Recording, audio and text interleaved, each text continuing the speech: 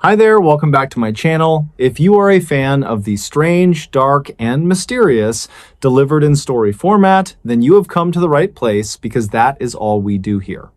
Today, we are going to dive into a case that defies every law of physics, every rule of logic, and every bit of common sense we have about the physical world.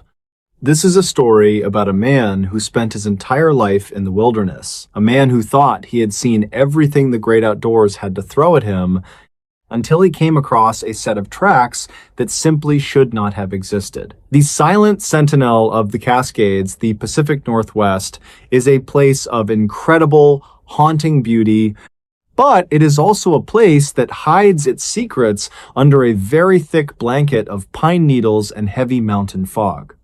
In the late autumn of 1984, a man named Elias Thorne lived deep within the rugged interior of the Cascade Mountain Range in Washington state.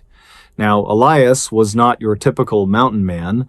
He was 62 years old, a retired search and rescue officer who had spent over 35 years pulling lost hikers out of ravines and finding hunters who had wandered too far off the trail. Elias was a man of cold, hard facts. He did not believe in Bigfoot, he believed in bear tracks. He did not believe in ghosts. He believed in the way the wind could whistle through a hollowed-out cedar tree to make it sound like a human scream. He was a man grounded in the reality of the earth. He lived in a hand-built cabin located about 20 miles from the nearest paved road. His only companion was a black Labrador named Jasper, and his only connection to the outside world was a high-frequency radio that he checked once a week. One Tuesday morning in early November, Elias woke up to a world that had been turned completely white. A massive, unexpected snowstorm had rolled in through the night, dumping nearly 2 feet of fresh, powdery snow across the landscape. The air was deathly still, that heavy, muffled silence that only happens when the world is buried under a deep freeze.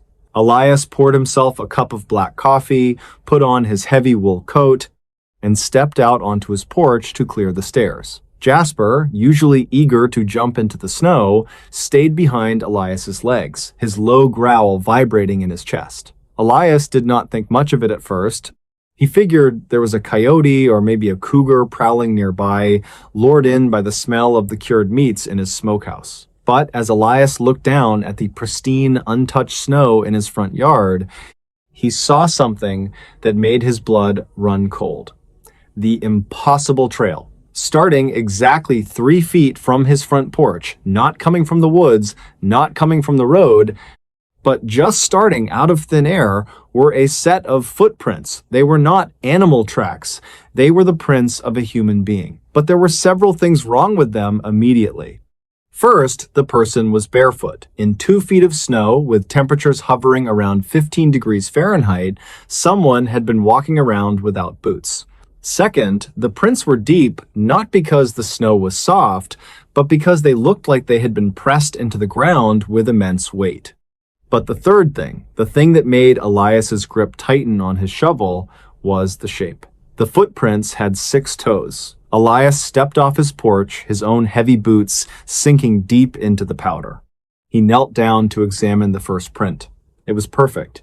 You could see the swirl of the skin on the bottom of the foot, the indentation of every toe, and the sharp press of the heel. But here was the kicker. There was no drag in the snow. Usually, when you walk through deep snow, your feet leave a trail, a plow mark where your leg moves from one step to the next. These prints looked like they had been stamped straight down from the sky. One print, then a 3-foot gap of perfectly smooth, undisturbed snow, then the next print. Elias looked out toward the tree line. The tracks led straight away from his cabin, heading toward a dense thicket of old-growth hemlock trees. Elias went back inside, grabbed his .30-06 rifle, whistled for Jasper, who refused to move from the rug, and decided he had to follow these tracks. In his mind, there was a rational explanation. Maybe a hiker was in trouble, maybe someone was playing a prank, but the search and rescue officer in him knew that a barefoot person in this weather would be dead within 20 minutes. The loop to nowhere, Elias followed the 6-toed tracks for over 2 miles. The trail was a straight line, cutting through the forest with terrifying precision. It did not weave around trees, it went through the tightest gaps. At one point, the tracks led directly up to the base of a massive frozen rock face, a vertical wall of stone about 30 feet high. Elias stopped, squinting through the mountain glare. The tracks went right to the base of the cliff, and then they appeared again at the very top. There were no handholds, no signs of a climb, and certainly no equipment. It was as if the person had simply walked up the vertical wall like it was a flat sidewalk. Elias had to hike a half-mile detour to get around the ridge and reach the top of that rock face. When he finally got there, sweating despite the cold, he found the tracks again. They continued on the other side, still barefoot, still 6 toes, still no drag marks in the snow. But then, the tracks did something that defied all logic. About 4 miles into the woods, Elias reached a clearing known as Devil's Punch Bowl. It was a circular meadow that in the winter became a perfect flat white disc. The tracks walked directly into the center of the meadow, and then they just stopped. Elias walked in a wide circle around the tracks, looking for where they might have jumped or turned around. Nothing. The snow, for 50 yards in every direction, was like a sheet of white glass. The tracks simply ended in the middle of the field. He stood there for 10 minutes, the silence of the woods pressing against his ears. He felt like he was being watched. He checked his rifle, making sure a round was chambered. Just as he was about to turn back, he noticed something in the distance, on the far side of the meadow. Another set of tracks. He ran over to them, his breath coming in heavy, ragged plumes of steam. He looked down and his heart skipped a beat. They were the same tracks, 6 toes, barefoot, but they were heading back the way he had just come. He followed them, thinking he was chasing the person now. He pushed himself harder, his 62-year-old lungs burning. The tracks led him back toward the rock face, back through the hemlock thicket, and finally back into the clearing where his cabin stood. Elias stopped at the edge of his yard, his rifle raised to his shoulder. The tracks led directly up to his front porch. They ended exactly where they had started, 3 feet from his door. But there was a new set of tracks now. While Elias had been out in the woods for 4 hours, someone or something had walked out of his front door, followed his original path for 10 feet, then stopped, turned around, and walked back inside. Elias knew for a fact he had locked his door. He lived alone. Jasper was the only soul inside that house. The house guest, Elias approached his cabin with the stealth of a predator. He could see through the front window. The fire he had built in the hearth was still roaring, casting a warm orange glow across the living room. Jasper was nowhere to be seen. He stepped onto the porch. The door was still locked. He took his key out with trembling fingers, inserted it into the deadbolt, and turned it. Click. He pushed the door open, his rifle leading the way. "Hello?" he shouted. "I am armed! Show yourself!" Silence. The cabin was exactly as he had left it. His coffee cup was still on the table, a thin film of cold oil on the surface of the liquid. But Jasper was gone. Elias whistled, called the dog's name, and searched under the bed and in the loft. Nothing. Then he noticed the floor. His cabin floor was made of polished pine planks. In the center of the room, right in front of the fireplace, there were wet, steaming footprints. 6 toes, barefoot. The water from the melting snow was still bubbling slightly, as if the feet that left them were unnaturally hot. Elias knelt down and touched the water. It was not just warm, it was near boiling. He pulled his hand back, his skin red. He looked toward the back of the cabin, toward the small cellar door he used to store his canned goods for the winter. The cellar door was hanging open. Elias took a deep breath, gripped his rifle, and headed toward the dark opening in the floor. He flicked on his heavy-duty flashlight, the beam cutting through the gloom of the basement. He descended the wooden stairs, each step creaking like a gunshot in the still air. When he reached the bottom, he swung the light around. The cellar was small, maybe 10 feet by 10 feet. It was lined with shelves of peaches, green beans, and salted venison. In the far corner, he saw Jasper. The dog was curled into a ball, shaking so violently that his claws were clicking against the stone floor. But Jasper was not looking at Elias. He was looking at the ceiling. Elias slowly tilted his flashlight upward. There, on the rafters of the cellar, directly above his head, were the footprints. They were not just marks. They were burned into the wood. Six-toed, barefoot prints that walked across the ceiling, went down the far wall, and disappeared into a crack in the foundation that was not even 2 inches wide. And next to the last footprint, written in the soot of the wood, were 4 words: "Not long enough away." The aftermath. Elias Thorne did not sleep that night. He sat in his chair with his rifle across his lap, and every light in the house turned on. The next morning, as soon as the sun cracked the horizon, he packed a single bag, put Jasper in the back of his old Ford truck, and drove. He did not stop until he reached the town of Ellensburg, nearly 80 miles away. He went straight to the sheriff's office. The sheriff, a man named Miller, who had known Elias for 20 years, listened to the story. He did not laugh. He knew Elias was not a man given to flights of fancy. The sheriff and 2 deputies drove back up to the cabin with Elias that afternoon. When they arrived, the snow was still there, but the sun had been out for a few hours. They looked for the tracks in the yard. They were gone. Not melted, just gone. The snow, where the tracks had been, was perfectly smooth, as if it had never been stepped on. They went inside the cabin. The wet footprints on the pine floor? Gone. No water stains, no heat, nothing. They went down into the cellar. They found the rafters. There were no burn marks. There was no soot.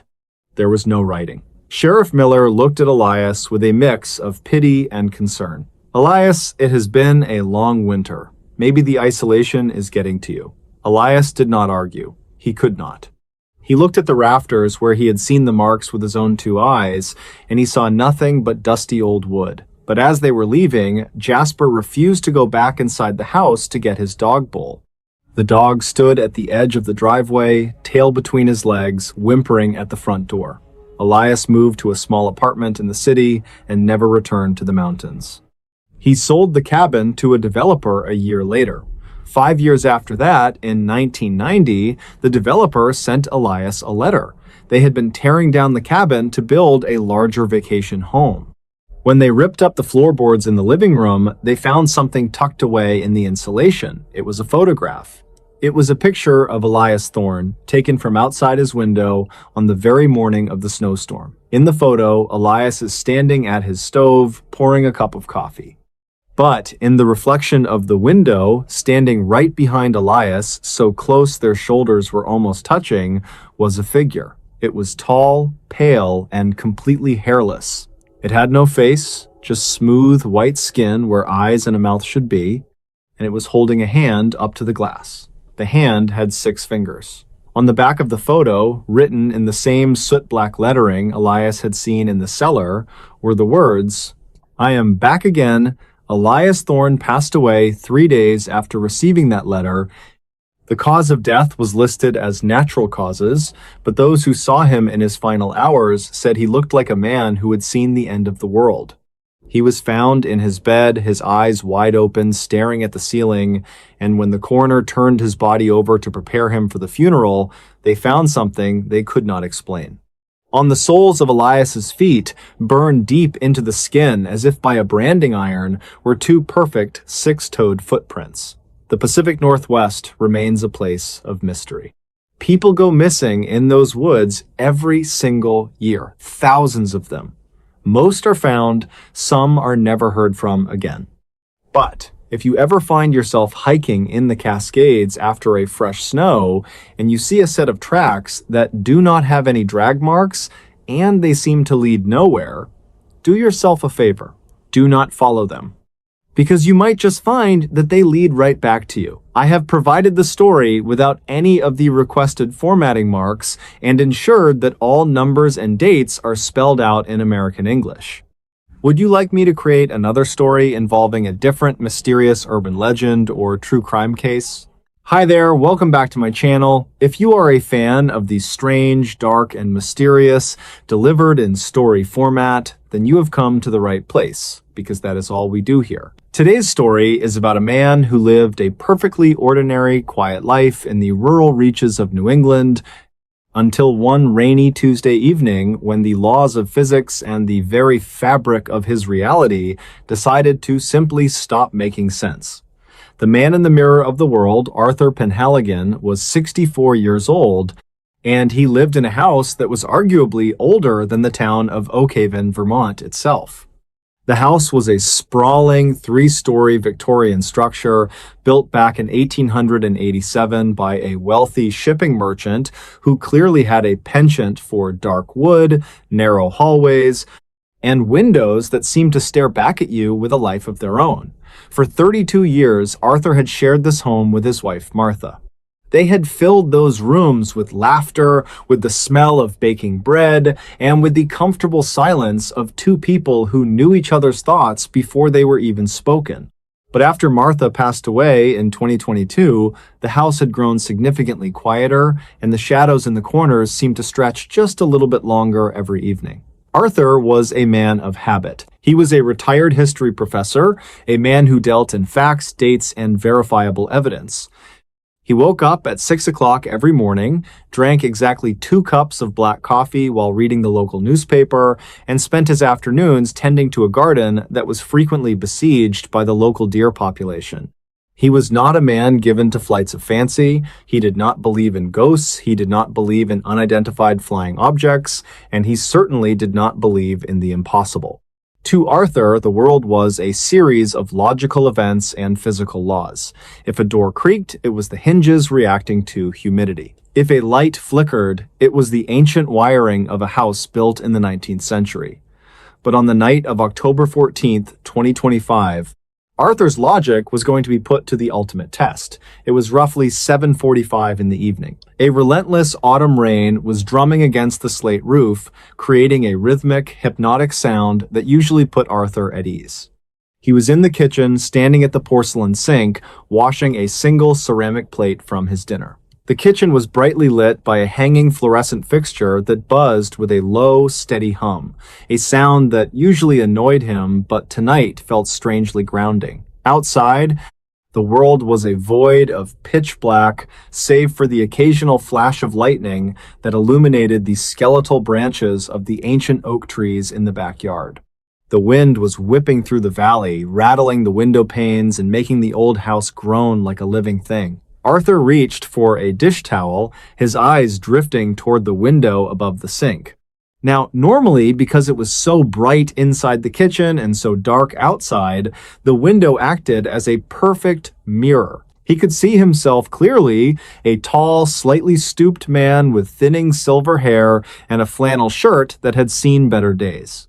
He saw his own reflection staring back at him, mimicking his every move with the absolute precision that physics demands. He dried the plate. The reflection dried the plate. He blinked. The reflection blinked. But then, Arthur felt a sudden, inexplicable chill. It was not the kind of chill you get from a drafty window or a drop in temperature. It was the kind of chill that starts in the very center of your bones and radiates outward until your skin prickles with dread. It was the primal feeling of being watched. Not by a stranger hiding in the bushes, but by something much closer, something that shouldn't be there at all. Arthur turned his head slightly to the left to look toward the kitchen doorway, wondering if he had left the cellar door open. In the reflection of the window, he saw his image turn its head to the left as well. Everything was normal, or so it seemed for a fleeting second. He turned back to face the window directly.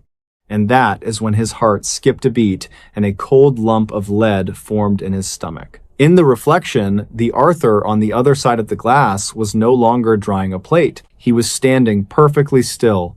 His hands were down at his sides, resting loosely.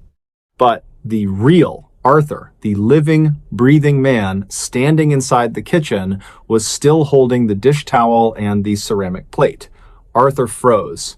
He stared at his reflection, waiting for it to catch up, waiting for his brain to explain away the visual lag. Maybe it was a trick of the light?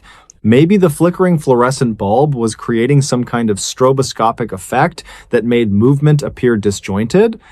He held his breath, his eyes wide, searching for a rational explanation that simply would not come. But as he watched, the man in the window, the version of himself that should have been a mere trick of light and glass, slowly raised a hand and pointed. He did not point at Arthur. He pointed past him toward the back door of the kitchen that led out to the mudroom. Arthur's breath hitched in his throat. He slowly looked down at his own hands. He was still holding the towel. He was still holding the plate. His hands were right there in front of his chest. He looked back at the window. The reflection was still pointing toward the door, its eyes locked onto Arthur with an intensity that was terrifying. And then the reflection did something that should have been physically impossible. It did something that violated every rule of optics ever discovered. It stepped backward. In a normal reflection, if you step back from a mirror, your image appears to move further away into the distance of the reflected room. But that is not what happened here. The Arthur in the window did not move deeper into the reflected kitchen. Instead, he stepped out of the frame of the reflection entirely. Arthur watched, paralyzed by a mixture of shock and sheer horror, as his likeness walked across the dark, rain-soaked backyard outside. The two Arthur's brain scrambled to find a rational explanation. It is a prowler, he thought. Someone who looks remarkably like me is in my backyard. Someone is playing a cruel, elaborate prank. But deep down, in the part of the human brain that recognizes the self, he knew that was not it. The man outside was not just a lookalike. He was wearing the exact same green and blue flannel shirt, right down to the missing button on the left cuff that Arthur had meant to sew back on for 3 weeks. He had the same peculiar limp in his right leg from a fall he had taken off a ladder back in 1998. Arthur dropped the plate. It shattered on the linoleum floor into a dozen jagged pieces, the sound echoing like a gunshot in the quiet house. But he did not even look down. His eyes were locked on the figure outside. The man, the outside Arthur, walked through the pouring rain with a slow, deliberate pace. He did not seem to mind the water soaking through his clothes or the wind whipping his hair. He walked until he was about 15 feet away from the window, right under the glow of the motion sensor floodlight that had just clicked on. Under the harsh white light of the floodlight, there was no mistaking it. It was him. It was Arthur Penhaligon standing in the rain, looking in at himself. The outside Arthur stopped and turned around. He looked directly through the glass at the inside Arthur. His face was devoid of emotion. It was not a face of malice, but it was not friendly either. It was a face of profound, hollow recognition, like looking at a photograph of a person who had been forgotten for decades. Inside the kitchen, Arthur felt a wave of nausea. He reached out and gripped the edge of the laminate counter to keep from collapsing. "This is not happening," he whispered to the empty room. "This is a stroke. I am having a major neurological event. I need to call 911. He squeezed his eyes shut and counted to 5, hoping that when he opened them, the world would be right again. 1, 2, 3, 4, 5. When he opened them, the man was still there, but he was closer now. He was standing just 5 feet from the window, the rain dripping off the tip of his nose. The outside Arthur raised his hand and pressed his palm against the glass. Inside the kitchen, Arthur looked at the window. On the outside of the pane, a wet, blurred handprint appeared where the man was touching it. But here is the part that defied every law of nature. Arthur felt a sensation on the palm of his own hand. He was not touching the window. His hands were still gripping the edge of the counter, white-knuckled and shaking, and yet he felt the distinct, icy-cold pressure of wet glass pushing against his right palm. It was a tactile hallucination so vivid it made his skin crawl. He looked down at his hand. It was bone dry, but the sensation was undeniable. It was as if his nervous system had been hijacked by the man standing in the rain. The outside Arthur then began to speak. His lips moved in perfect synchronization, but no sound came through the glass. However, Arthur did not need to hear him with his ears. He could hear the words inside his own head, vibrating against his skull in his own voice, but with a resonance that felt ancient. "Arthur," the voice said, "you are still inside. Why are you still inside?" Arthur's legs finally gave out. He sank to the floor, surrounded by the shards of his broken plate. He crawled away from the window, dragging himself into the hallway where the darkness offered a meager sense of protection. He scrambled into the living room and huddled in his armchair, the one Martha used to sit in when she knitted during the winter months. He sat there for what felt like hours, his heart hammering against his ribs like a trapped bird. He kept his eyes fixed on the hallway, waiting for the front door to burst open, waiting for his double to walk in and claim the rest of reality. He held a heavy brass fire poker in his hand, his knuckles aching from the grip, but the house remained silent.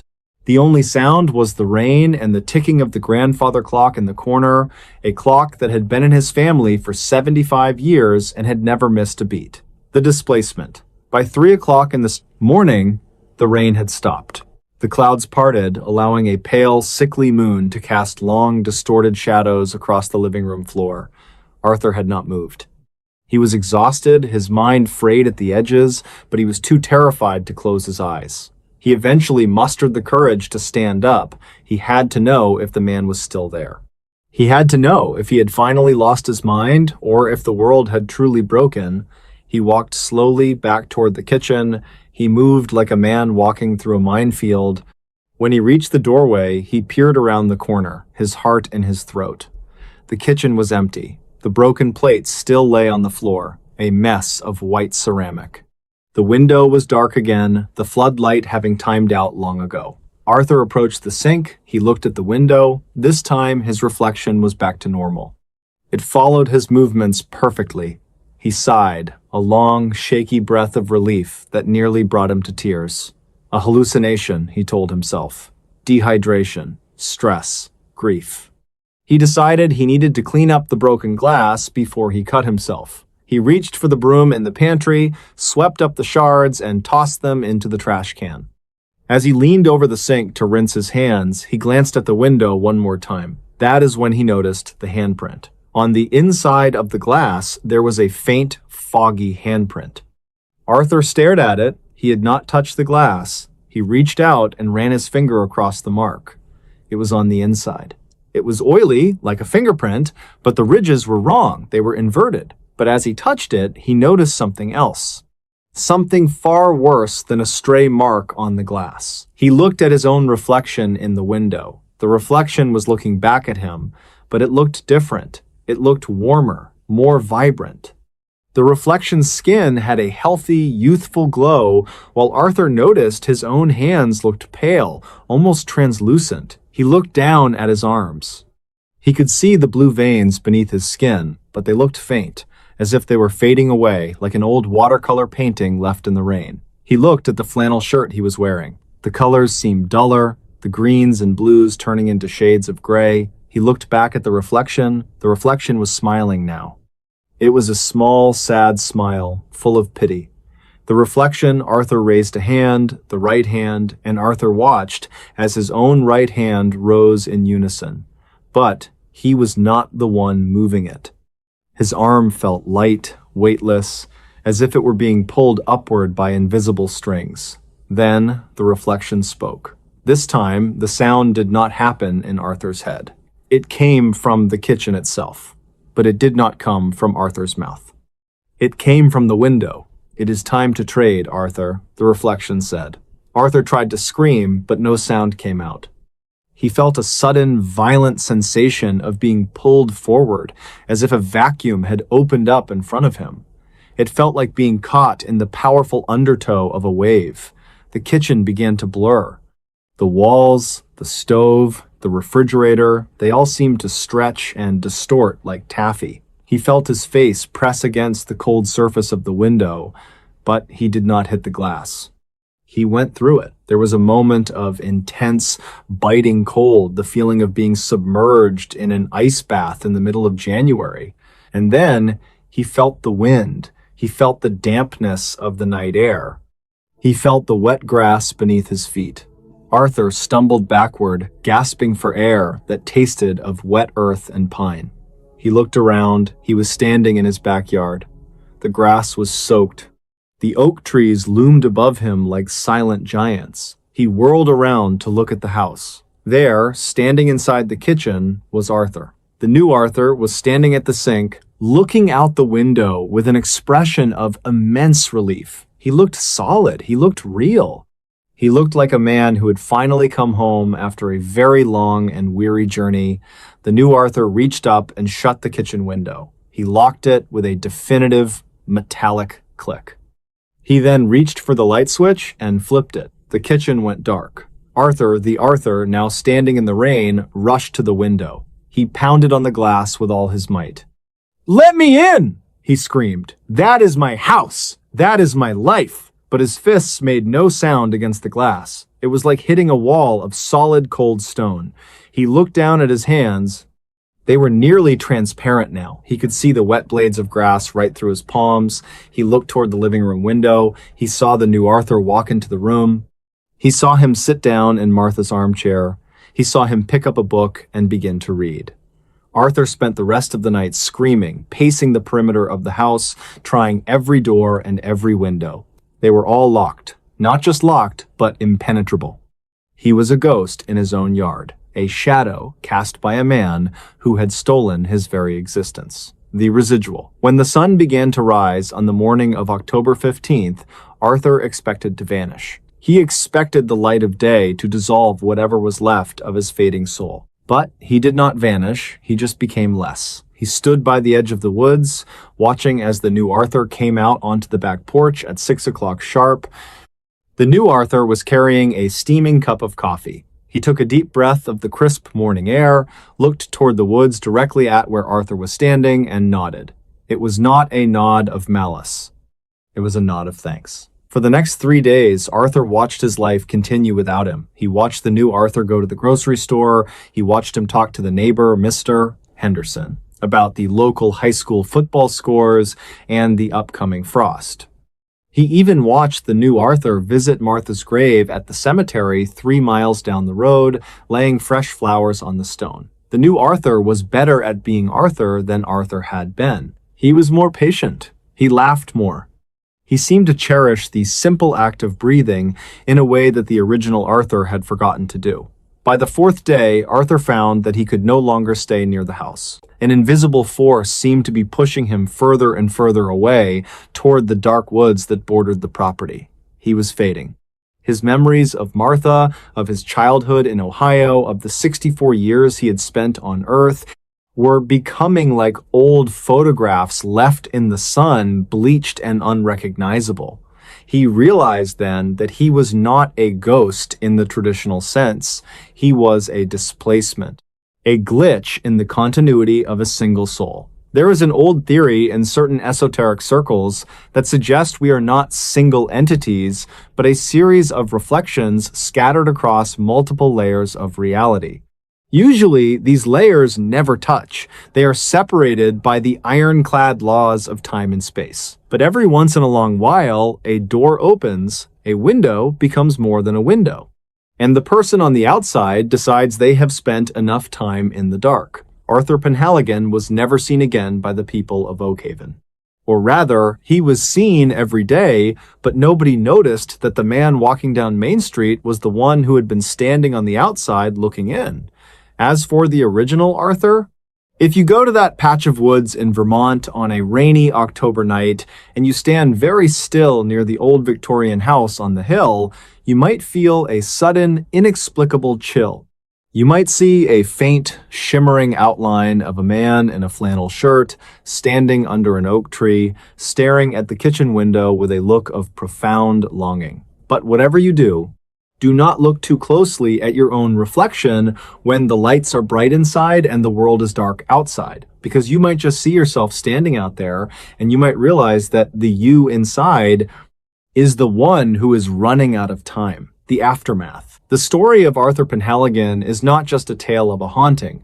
It is a cautionary account of what happens when the impossible becomes inevitable. In the weeks following the switch, the local authorities in Oakhaven received a single strange phone call. It came from the Penhaligon residence on the night of October 18th.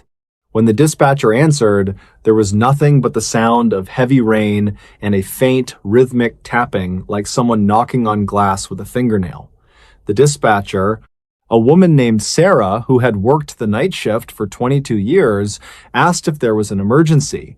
A voice finally came through. It was Arthur's voice, or at least the voice that belonged to the man living in Arthur's house. "I just wanted to report a trespasser," the voice said. It was calm, almost peaceful. "Can you describe the individual, sir?" Sarah asked, her pen hovering over the logbook. There was a long pause. The sound of a door being locked could be heard in the background. "He looks just like me," the voice replied. "But do not worry, he cannot get in anymore. I have made sure of that." When the police arrived at the house 20 minutes later to conduct a welfare check, they found Arthur Penhaligon sitting in his living room sipping a cup of herbal tea. He was perfectly polite, perfectly sane, and completely alone. He told the officers that he had had a bit of a scare with a shadow in the yard, but it turned out to be nothing more than a trick of the moonlight on the wet trees. The officers left, noting in their report that Mr. Penhaligon seemed to be in better spirits than he had been since his wife's passing. They remarked on how vibrant and healthy he looked for a man of his age. But as they drove away down the long gravel driveway, the younger officer looked back at the house.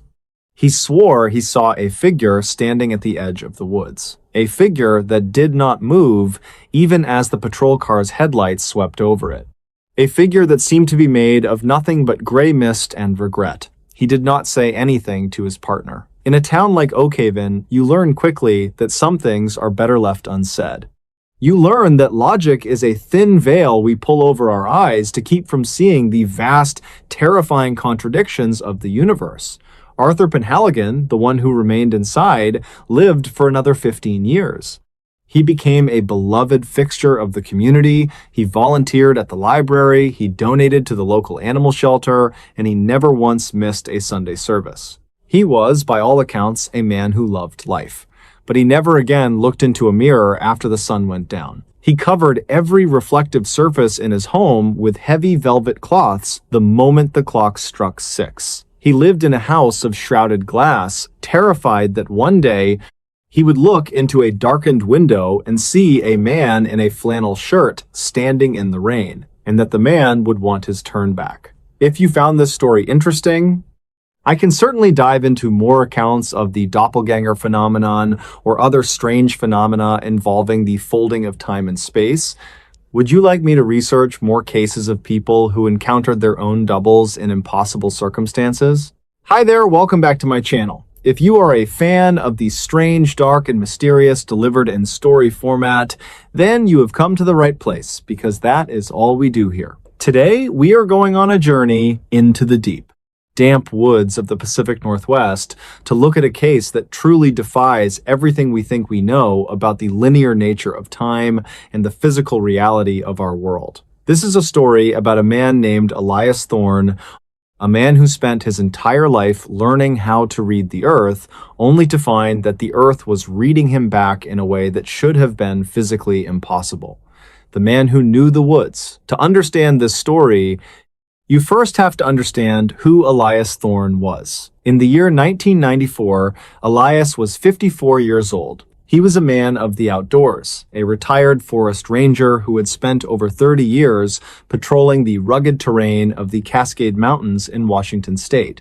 He was not just a guy who liked to hike, he was a master tracker. He could look at a bent blade of grass and tell you not only that a deer had passed through, but how long ago it happened, which direction it was headed, and whether or not it was startled. Elias lived alone in a small, hand-built cabin about 20 miles outside of a tiny town called Packwood. He liked the solitude. For Elias, the woods were not scary or unpredictable. They followed a set of rules. Gravity worked. Seasons changed. Tracks were made by things that were actually there. On a cold Tuesday morning in late October, Elias decided to head out for what he thought would be a routine scouting trip. He wanted to check the high ridges before the first heavy snow of the season blocked the passes. He packed his canvas rucksack with the essentials, a stainless steel thermos filled with black coffee, 2 ham sandwiches wrapped in wax paper, a compass, and his trusty binoculars. He laced up his boots, a pair of custom-made, heavy-duty leather hikers with a very specific, aggressive tread pattern that he had worn for the last 5 years.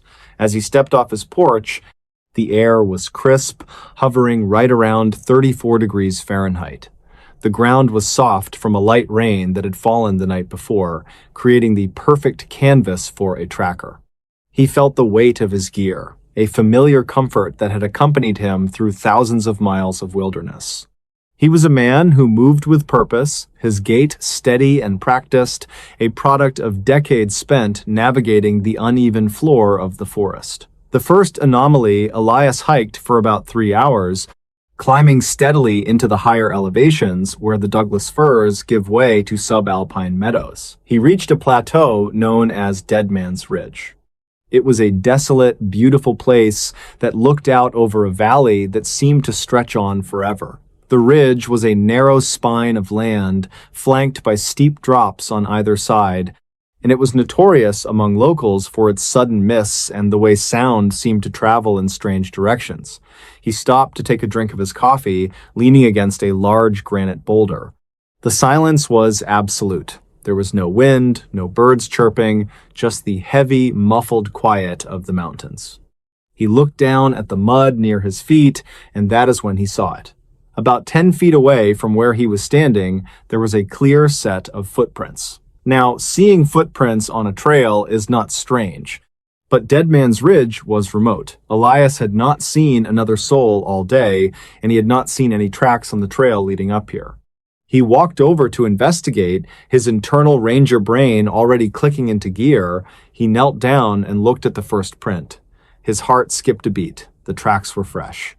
And when I say fresh, I mean they looked like they had been made seconds ago. The edges of the mud were still sharp, the water had not even begun to seep into the depressions yet. But that was not what stopped his breath in his lungs. It was the tread. Elias looked down at his own feet, then back at the tracks. The prints in the mud were from a size 11 boot. They had the exact same aggressive V pattern as his own, but it went deeper than that.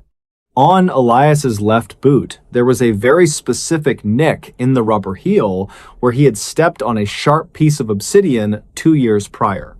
The tracks in the mud had that exact same nick. Elias stood up, his pulse beginning to thrum in his ears. He looked around the empty ridge. There was nowhere for anyone to hide. The plateau was open for at least 200 yards in every direction. The stunted alpine trees offered no cover for a grown man. "Hello," he called out. His voice felt thin and fragile against the vastness of the mountains. There was no answer, only the sound of his own breathing, which had become rapid and shallow. He looked at the tracks again.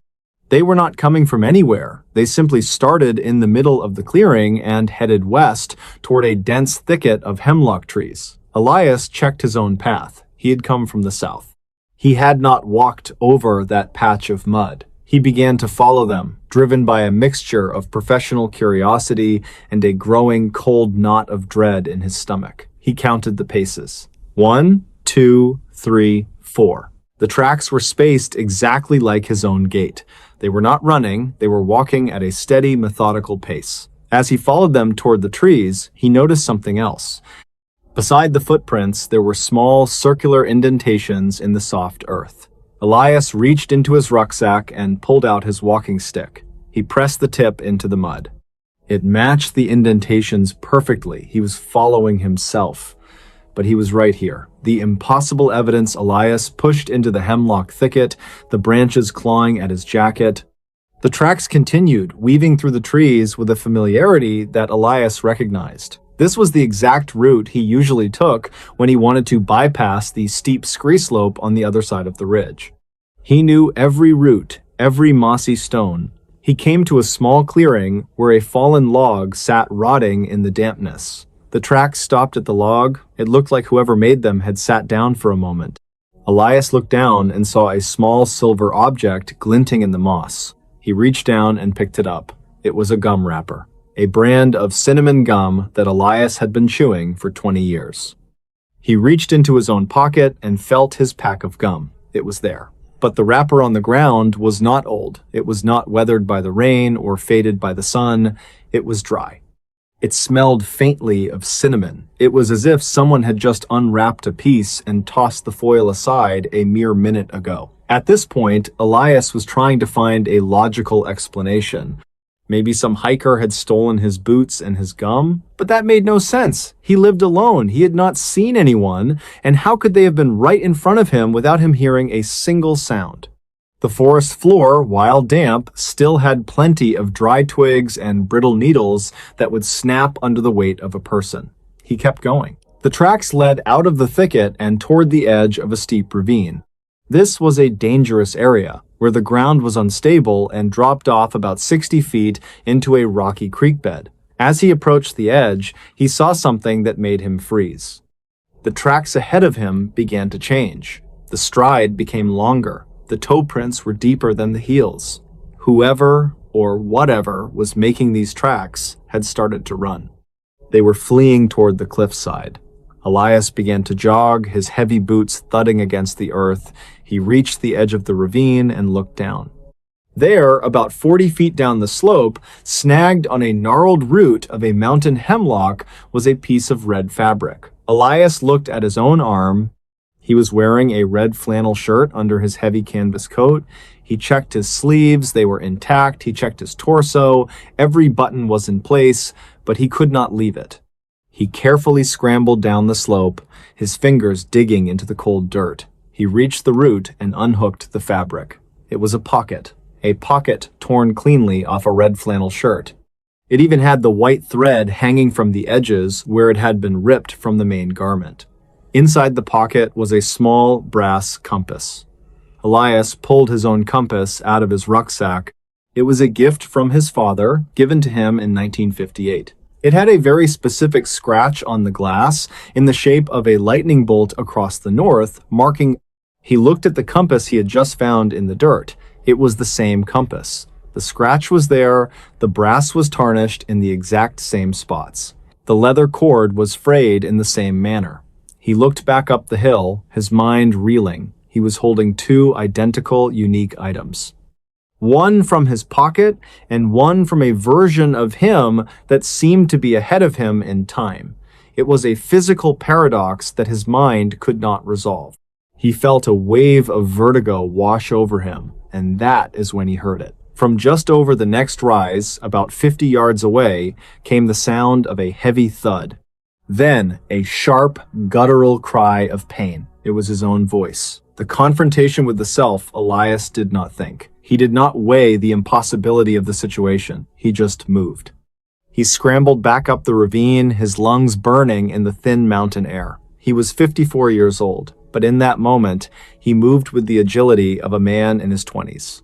Adrenaline is a powerful thing, especially when mixed with the sheer terror of the unknown. He crested the rise, expecting to see a man lying on the ground. He expected to see a version of himself injured and bleeding. Instead, he saw nothing. The meadow was empty, the wind had finally picked up, whistling through the high grass. But there, in the center of the meadow, was a fresh patch of disturbed earth. Elias walked toward it, his heart hammering against his ribs like a trapped bird. He found a spot where the grass had been flattened. There were signs of a struggle, deep gouges in the dirt as if someone had been dragged. And there, lying in the middle of the mess, was his stainless steel thermos. He picked it up, it was dented, he touched the metal, it was still warm. He unscrewed the cap, and steam rose into the cold air. The smell of his specific burnt roast coffee filled his nostrils. He had just filled that thermos 4 hours ago in his kitchen. He looked at the tracks again. They led away from the struggle, but they were no longer walking. They were dragging something heavy. The tracks of the attacker were strange, broad, flat, and featureless, like someone had wrapped their feet in burlap or thick cloth. They left no tread, just an ominous, smooth depression in the mud. But the tracks of the victim, those were his boots, the size 11 hikers with the nick in the left heel. They were being dragged backward, the heels digging deep grooves into the soil as the person fought for purchase. Elias followed the drag marks. He followed them for 100 yards, then 200. They led straight toward the edge of a massive cliff known as the Devil's Drop. As he got closer to the edge, the sense of dread became overwhelming. He felt a wave of nausea. It was the feeling of a wrongness in the universe, a glitch in the fabric of how things are supposed to work. The air felt thick, almost like he was walking through water. He reached the very edge of the drop-off and looked down. The cliff fell away for 500 feet into a jagged pile of boulders. Down there, amidst the gray stone, he saw a flash of red. He pulled out his binoculars, his hands shaking so hard he could barely hold them steady. He dialed the focus, his eyes stinging from the wind. Down on the rocks, he saw a man.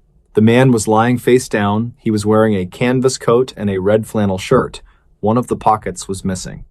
Elias felt a cold shiver run down his spine that had nothing to do with the temperature. He looked down at his own hands. They were the hands of a living man, but down there, that was him. He could see the gray hair, the familiar shape of the shoulders, the boots. But wait, if that was him, then who was he? He looked back at the drag marks. They stopped right at the edge. But as he looked closer at the final footprints, the ones made by the attacker, he noticed something that made his blood turn to ice. The burlap-wrapped tracks did not stop at the edge. They did not turn around. They simply vanished. There were no tracks leading away, and then he heard the sound of footsteps. Not from below, not from the woods, from behind him. Crunch, crunch, crunch. Someone was walking up the slope toward him. Elias spun around, reaching for the hunting knife he kept on his belt. He braced himself, his eyes searching the tree line. He was ready to fight for his life, even if he didn't understand what he was fighting. Out of the shadows of the hemlocks stepped a figure. It was a man. He was wearing a canvas coat and a red flannel shirt. He looked tired. He looked older than Elias remembered being this morning. His face was covered in a week's worth of gray stubble. His eyes were sunken, surrounded by dark circles of exhaustion. The man stopped 10 feet away. He looked at Elias with eyes that were filled with an infinite, weary sadness. Elias stared at the man. It was like looking into a mirror that showed him what he would look like in 10 years, or maybe 20. The man had the same scar on his chin from a fishing accident in 1974. He had the same slightly crooked nose. Elias, the man said. His voice was a rasp, like sandpaper on wood. It was his voice, but aged by decades of silence. Who are you? Elias whispered, though he already knew the answer. I am the one who did not fall, the man said. The stranger stepped closer. Every time we come to this ridge, it happens. You follow the tracks, you find the compass, you find the thermos, you look over the edge, and then the thing comes out of the trees. Elias felt the hair on the back of his neck stand up. What thing? The older version of himself pointed toward the thicket of hemlocks Elias had just walked through. The thing that has no face. The thing that wraps its feet in cloth so it makes no sound. It has been hunting us since 1972, Elias. You just did not know it until today. Elias shook his head. This is not real. This is some kind of mountain fever. I am dreaming. You are not dreaming, the older man said. Look at your watch. Elias looked at his wrist. His watch, a sturdy mechanical piece, was spinning. The hands were whirring around the dial so fast they were a blur. The date window was clicking through numbers at a dizzying speed. It went from 1994 to 1999 to 2010, in the span of a few seconds. Time is thin here, the older man said. The ridge is a loop. You are the past me. I am the future me. And down there, he gestured to the body on the rocks, is the version of us that was not fast enough to pull the knife. Elias gripped his knife tighter. So what happens now? The older man looked back toward the trees. His expression shifted from sadness to pure, unadulterated terror. Now, he whispered, you run. Because it is right behind me. The hunt in the mist Elias did not wait to see what it was. He turned and bolted. He did not run back toward the trail. He knew the trail was a trap. He ran toward the rocky scree slope, the most difficult terrain on the mountain. He figured if this thing had wrapped feet, it would struggle on the loose, sharp stones. As he ran, he could hear the sounds of a pursuit, but it was not the sound of one person. It was the sound of dozens. He heard the rhythmic thud of boots, his boots. He heard the scritch of the burlap-wrapped feet. He heard the heavy breathing of a man in his 50s. He heard the lighter, faster footsteps of a man in his 20s. He looked over his shoulder and saw a sight that would haunt him for the rest of his days. The ridge was no longer empty. It was crowded with versions of himself. There were dozens of Elias Thorns. Some were young, looking like they were in their 30s. Some were old and frail, hobbling with canes. Some were covered in blood. Some were translucent, like ghosts. They were all running, and they were all being chased by shadows, dark, flickering shapes that seemed to move between the raindrops. The shapes had no defined form, just a terrifying presence that seemed to swallow the light. Elias reached the scree slope and began to slide. The rocks gave way under his feet, sending a roar of shifting stone echoing through the valley. He tumbled, skinning his elbows and knees, but he did not stop. He could feel the cold breath of something just inches from his neck. He reached the bottom of the slope and found himself in a narrow canyon he had never seen before. It was not on any map. The walls were perfectly vertical, polished, smooth by water that had not flowed in 1,000 years. The stone was a deep, obsidian black that seemed to absorb his very thoughts. He ran down the canyon, his breath coming in ragged gasps. The temperature began to drop rapidly. It went from 34 degrees to what felt like 10 below zero in a matter of seconds. His sweat began to freeze on his skin. He saw a light at the end of the canyon, a flickering, orange glow. He burst out of the narrow passage and found himself standing in his own backyard. There was his cabin, there was the woodpile he had spent all of September stacking, there was his old truck, the 1984 Ford. But something was wrong. The cabin looked like it had been abandoned for 50 years. The roof had caved in, the windows were shattered.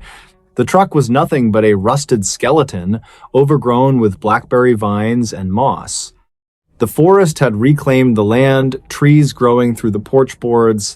Elias walked toward the porch, his boots crunching on the dead leaves. He reached the door, which was hanging by a single hinge.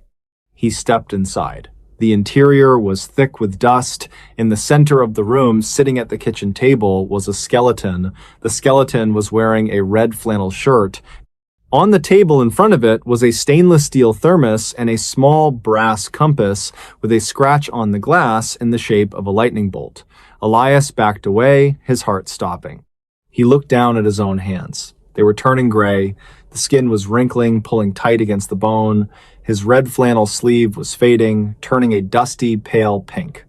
He felt his memories slipping away like water through a sieve. He realized then what Dead Man's Ridge was. It was not a place, it was a doorway. By following those tracks, by following his own future, he had stepped out of the flow of his own life. He had entered a space between seconds. He heard a floorboard creak behind him. He turned around. Standing in the doorway was a young man. The man looked to be about 25 years old. He was wearing a brand new forest ranger uniform. He had a look of wonder and excitement on his face. The young man looked right at Elias, but he did not seem to see him. He walked right through Elias, a cold chill passing through Elias's chest as the young man moved toward the table. It was as if Elias was nothing more than a draft of cold air.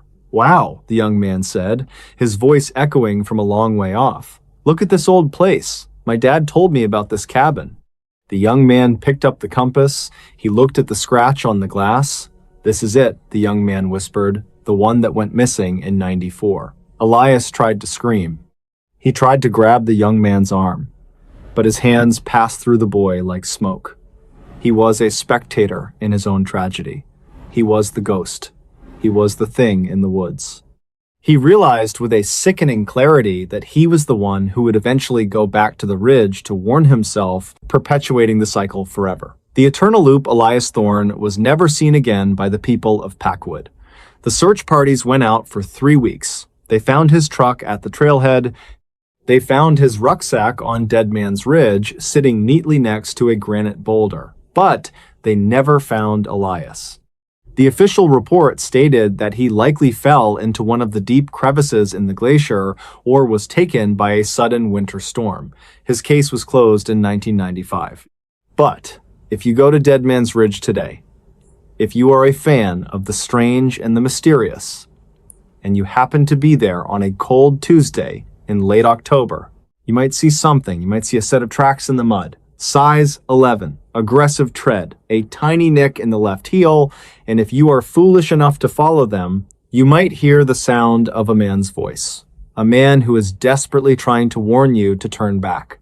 A man who is following his own footsteps toward a destination that has not happened yet, and yet has already ended. Because in the mountains, time does not always move in a straight line. Sometimes it circles back on itself like a predator stalking its prey. And sometimes the person you are running from is the person you are destined to become. The aftermath. The story of Elias Thorne became a local legend among the hikers and rangers of the Washington Cascades. For 30 years, people have reported seeing a gray man on the ridges around Mount Rainier. They say he does not look like a ghost. He looks solid. He looks like a man in a red flannel shirt who is just lost. He always asks the same question to anyone he encounters. What year is it? And no matter what you tell him, whether you say it is 2005 or 2026, he just shakes his head, looks down at his boots, and walks back into the mist. There was one ranger, a woman named Sarah, who worked the park in the year 2015, who had a particularly strange encounter. She was patrolling the area near Deadman's Ridge when she found a man sitting on a log. He looked exhausted. He was clutching a stainless steel thermos. She walked up to him and asked if he was okay. The man looked up at her, and Sarah said she had never seen eyes so full of age and wisdom. They were eyes that had seen the beginning and the end of all things. "I found them," the man whispered. "Found what?" Sarah asked. "The tracks," he said. "They stop here." He pointed to the ground in front of the log. Sarah looked down, but she did not see anything but pine needles and dirt. When she looked back up, the man was gone. But lying on the log was a small silver gum wrapper. It was dry, it smelled faintly of cinnamon. Sarah picked it up and took it back to the station. She looked into the cold cases and found the file for Elias Thorne. Inside the file was a list of his personal effects that were missing. At the very bottom of the list, written in faded ink, was 1 pack of cinnamon gum. Sarah kept that wrapper in her desk for 10 years. She said that sometimes on cold nights when the wind blew down from the peaks, the wrapper would vibrate. It would hum with a low rhythmic frequency, like the sound of a heart beating, or perhaps like the sound of footsteps. Crunch, crunch, crunch, always moving forward, always staying in the same place. The final mystery: what happened to Elias Thorne? Some people believe he stumbled into a thin place in the world. There are theories in quantum physics about the many worlds interpretation, the idea that every choice we make creates a new branch of reality. Perhaps Elias Thorne stepped into a place where all those branches meet, a place where the past, the present, and the future are all happening at once on a single ridge in the mountains. Or perhaps it is something much simpler. Perhaps the woods do not just contain trees and animals, perhaps they contain memories. And if a memory is strong enough, if the person who made it was connected deeply enough to the land, that memory can take on a life of its own. It can leave tracks, it can drop a compass, it can scream in the night. But whatever the truth is, the story of Elias Thorne serves as a reminder to all of us who love the wilderness. When you are out there, miles from the nearest road, surrounded by the silence of the ancient trees, pay attention to the ground. If you see a set of footprints that look exactly like yours, if you see a tread pattern that matches your own boots, right down to the smallest scratch, do not follow them. Turn around, walk back the way you came, do not look over your shoulder, because you might just find that you are following yourself into a future that you are not ready to face. And once you step into those tracks, there is no turning back. You are part of the loop. You are a part of the strange, dark, and mysterious history of the mountains.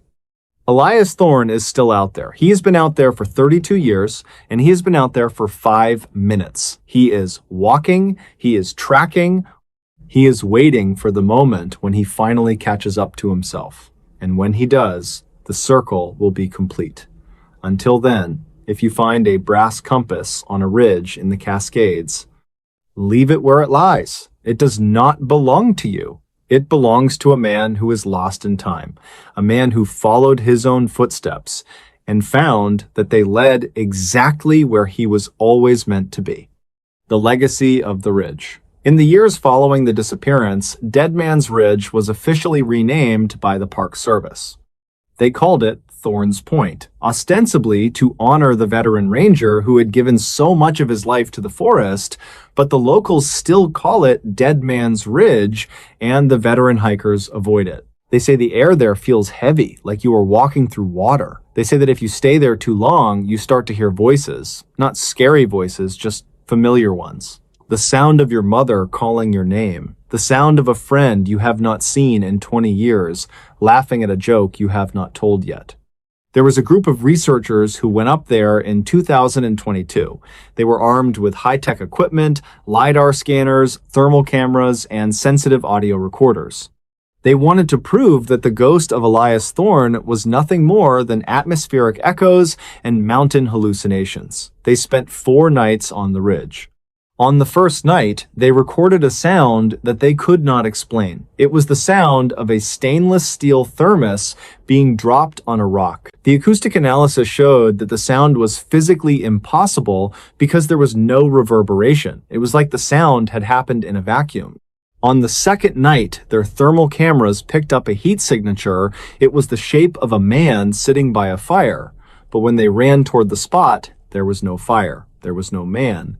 The ground was freezing cold. On the third night, the lead researcher, a man named Dr. Eris Thorne, no relation to Elias, or so he thought, found something in his tent. It was a small brass compass. It had a scratch on the glass in the shape of a lightning bolt. Dr. Thorne packed up the expedition the next morning. He refused to talk about what happened. He resigned from his university post and moved to a small town in the desert, as far away from the mountains as he could get. When he was asked why he left, he only had one thing to say. "I looked at the date on the back of the compass," he told a journalist in a hushed tone. "And what did it say?" the journalist asked. "It did not have a date," Dr. Thorne replied. "It had a countdown, and it was at 0. Conclusion. So, that is the story of Elias Thorne and the footprints that had not happened yet. It is a story that reminds us that our understanding of the world is only as deep as the tracks we leave behind. We think we are moving forward. We think we are making progress. But sometimes we are just walking in a very large, very mysterious circle. If you enjoyed this story, please make sure to find the support buttons nearby and stay tuned for more strange, dark, and mysterious content. Until next time, stay off the ridges. Watch your step. And remember, the most dangerous thing you can find in the woods is yourself. Would you like me to find another strange and mysterious story from the Pacific Northwest for you to explore? Hi there, welcome back to my channel. If you are a fan of the strange, dark, and mysterious delivered in story format, then you have come to the right place because that is all we do every week. Today's story is one that genuinely defies every law of physics and logic we hold dear.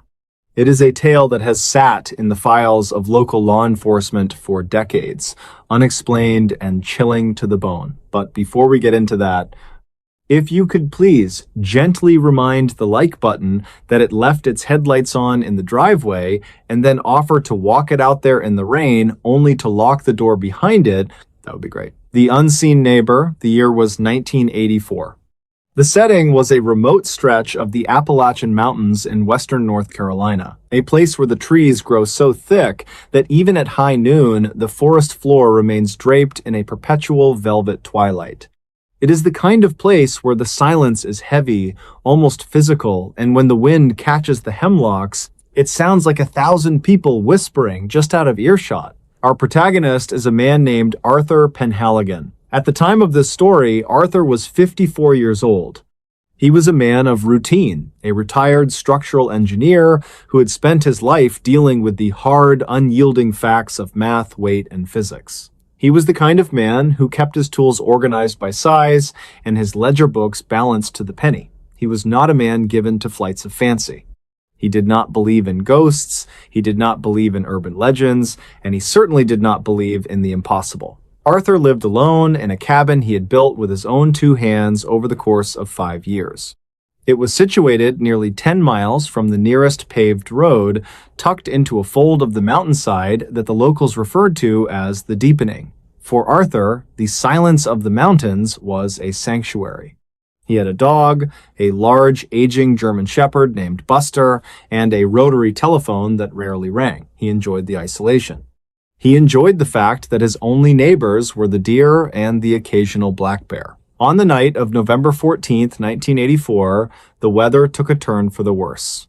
A massive cold front slammed into the mountains, bringing with it a torrential downpour and winds that howled through the gaps in the logs of Arthur's cabin.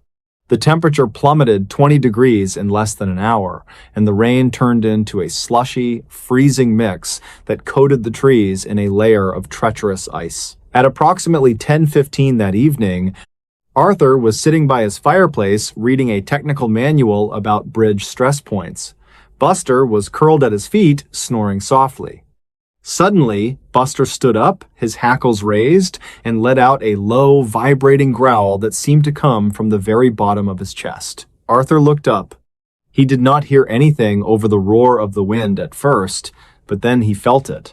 It was that prickling sensation on the back of the neck, the feeling of being watched by someone or something hidden in the shadows. He got up, grabbed his heavy-duty flashlight, and walked to the window. The rain was lashing against the glass so hard he could barely see past the porch.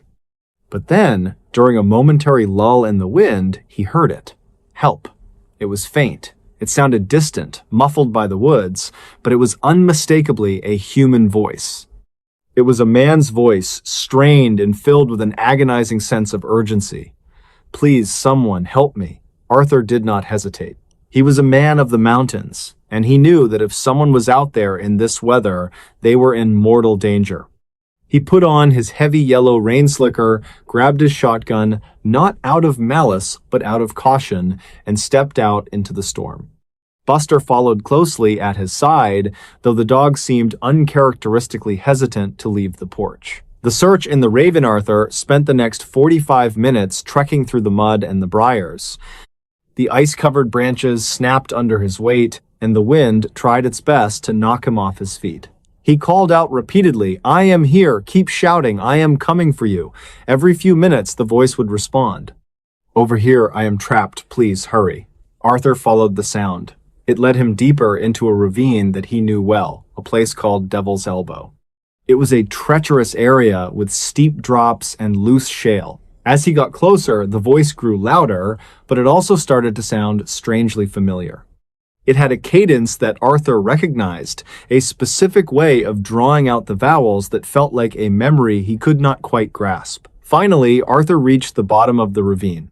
He swung his flashlight around, the beam cutting through the sheets of rain. He saw nothing, no footprints, no broken branches, no person. "I am here," Arthur yelled. "Where are you?" The response came from directly in front of him, no more than 5 feet away. "I am right here. Please, my legs are broken." Arthur pointed his flashlight at the spot where the voice originated. There was nothing but a large, flat boulder and a patch of ferns. He walked to the boulder and looked behind it. Nothing. He checked the crevices in the rock. Nothing. He stood there for 10 minutes, drenched to the bone, his heart hammering against his ribs. He felt a sudden, overwhelming sense of dread. It was not the fear of an animal or an intruder, it was the fear of the wrongness of the situation. The voice had sounded like it was right in front of him, yet there was nobody there. It was as if the person speaking was invisible, or perhaps existing in a space just slightly to the left of reality. Cold and frustrated, Arthur made the long trek back to his cabin. He arrived home just after 11:30. He stripped off his wet clothes, dried off Buster, who was still trembling, and went straight to the kitchen to make a pot of coffee to stop his shivering. That is when the phone rang. The impossible caller. Now, you have to understand, in 1984, in rural North Carolina, getting a phone call at nearly midnight was usually a sign of a dire emergency. Arthur picked up the heavy black receiver of the rotary phone on his kitchen wall. "Hello," he said, his voice raspy from the cold. There was static on the line. A heavy, rhythmic clicking sound like an old-fashioned telegraph. Then a voice came through. "Help, please, someone help me." Arthur froze. It was the same voice from the woods. Exactly the same. "Who is this?" Arthur demanded, his grip tightening on the receiver. "Is this some kind of sick joke? I was just out there looking for you." "I was at the devil's elbow." The voice on the other end did not seem to hear him. It just kept repeating the plea. "I am at the bottom of the ravine. I cannot move my legs. Please call for help." Arthur felt the blood drain from his face. "Listen to me," he shouted into the phone. "I was just at the ravine." "There is nobody there. How are you calling me? Who are you?" The voice stopped its rhythmic crying. There was a long, agonizing pause, and then the person on the other end spoke in a tone that was no longer frantic, but eerily calm. "Arthur, is that you?" Arthur dropped the phone. It dangled by its coiled cord, hitting the wooden floor with a hollow thud. The voice on the other end was his own. It was not just a voice that sounded like him, it was his own voice, with his specific North Carolinian accent, his specific rasp from years of smoking, and his specific way of pronouncing his own name. He stared at the phone as it swung back and forth like a pendulum. From the speaker, he could still hear the faint, tiny sound of himself crying out for help. He lunged for the phone, picked it up, and screamed, "Who is this?" The line went dead. The second watch Arthur did not sleep that night. He sat in his chair with his shotgun across his lap, watching the door. The next morning, as soon as the sun broke over the ridge, he drove down to the sheriff's office in the valley. The sheriff at the time was a man named Miller, a veteran of 20 years who had seen just about everything from moonshiners to mountain lions. He listened to Arthur's story with a skeptical but respectful expression.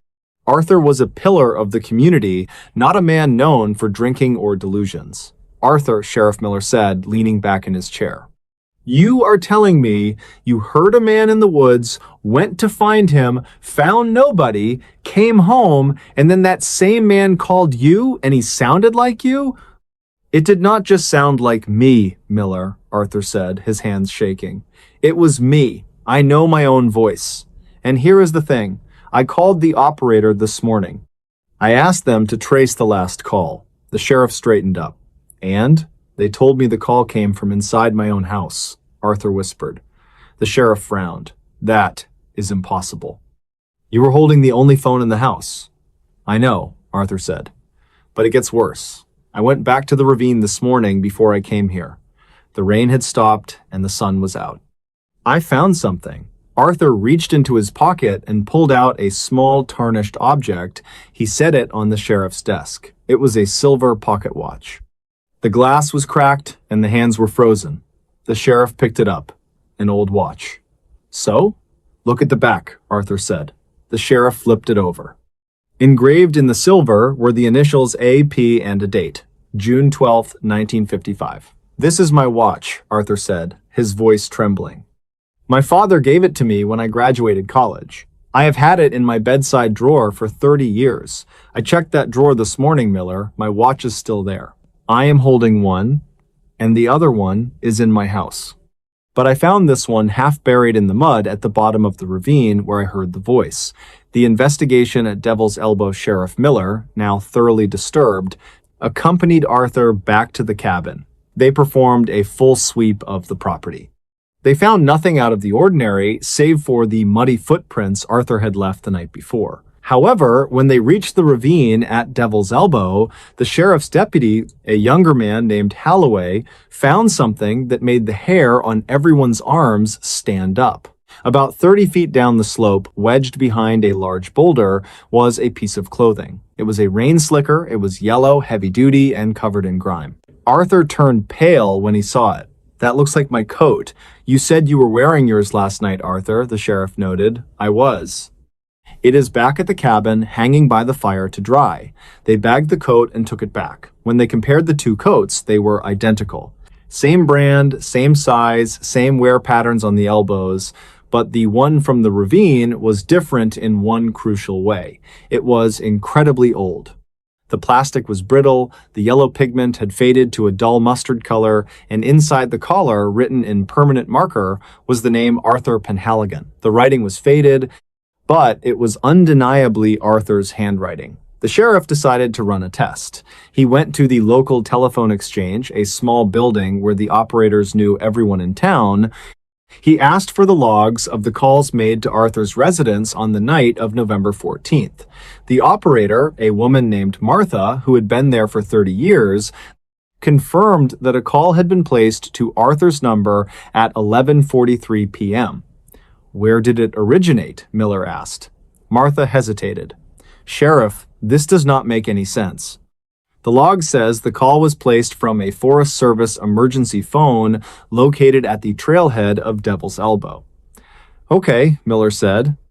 So someone was out there at the trailhead. No, Sheriff, Martha replied, her voice dropping to a whisper. That Forest Service phone was disconnected in 1972.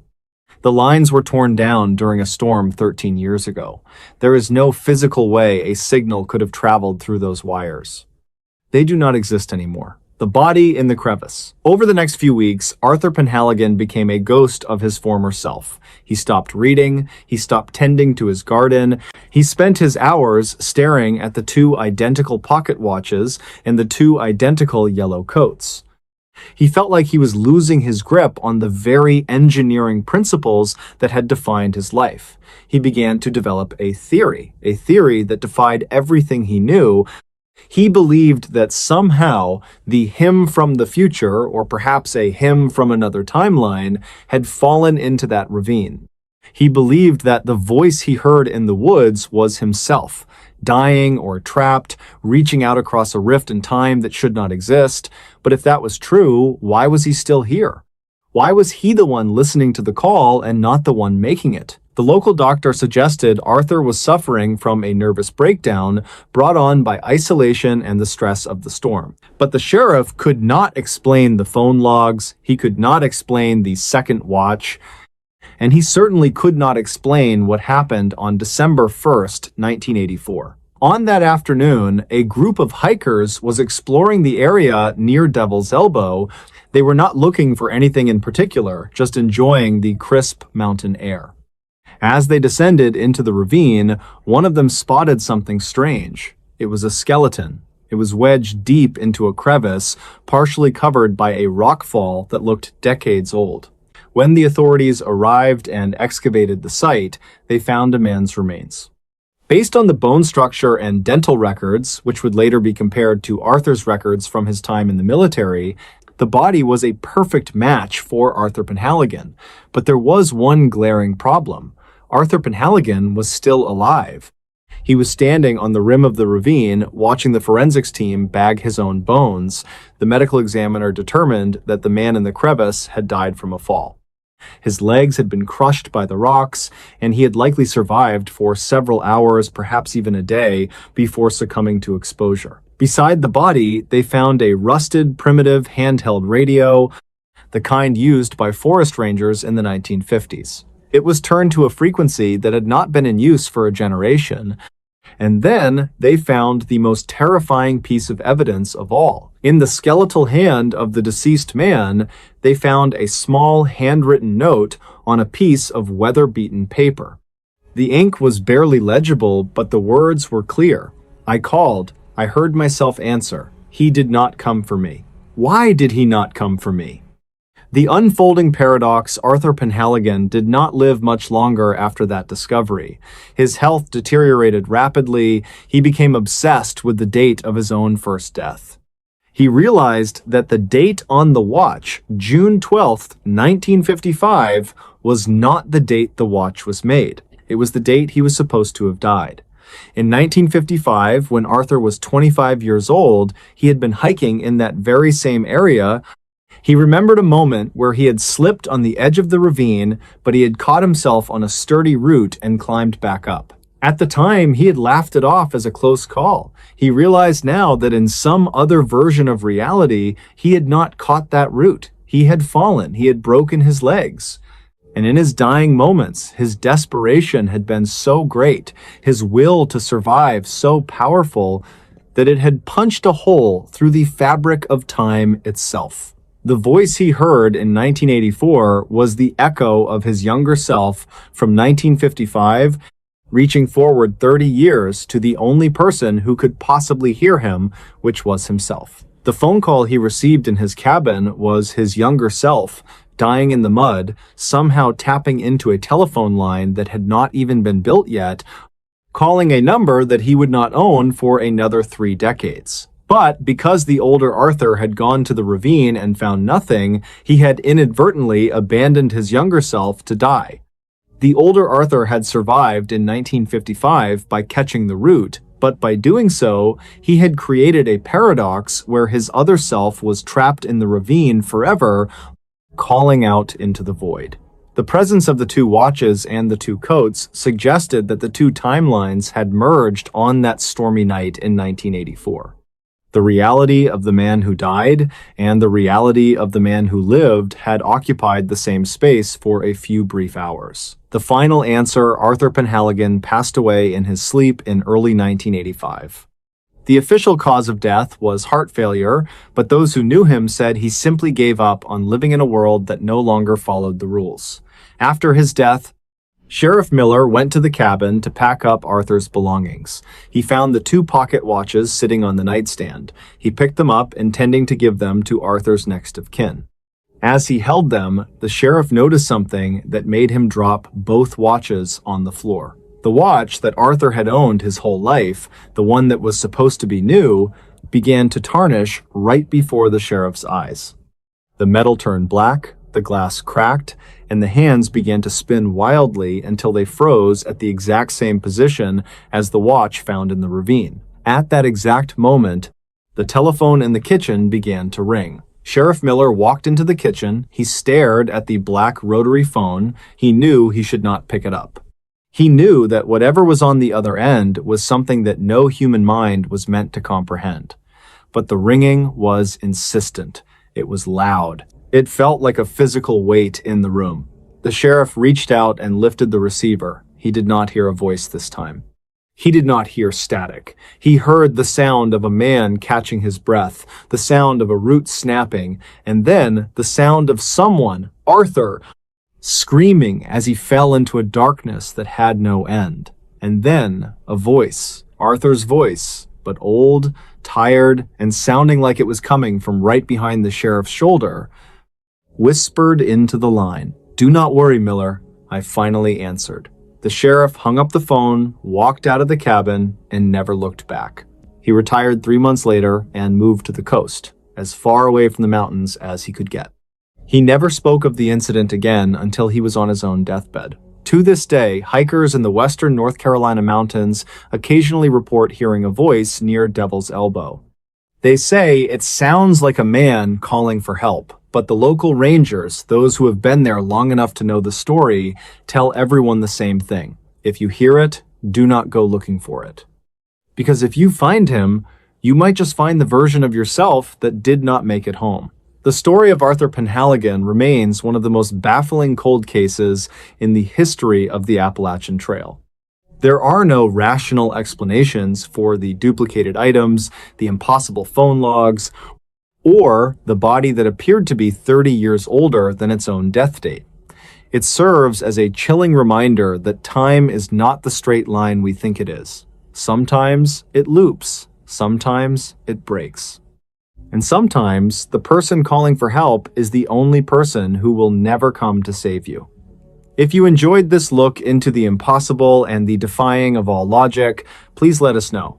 And remember, the next time your phone rings late at night and you are all alone, maybe just let it go to voicemail. Would you like me to research another case involving time slips or unexplained mountain disappearances for our next story? Hi there, welcome back to my channel. If you are a fan of the strange, dark, and mysterious delivered in story format, then you have come to the right place.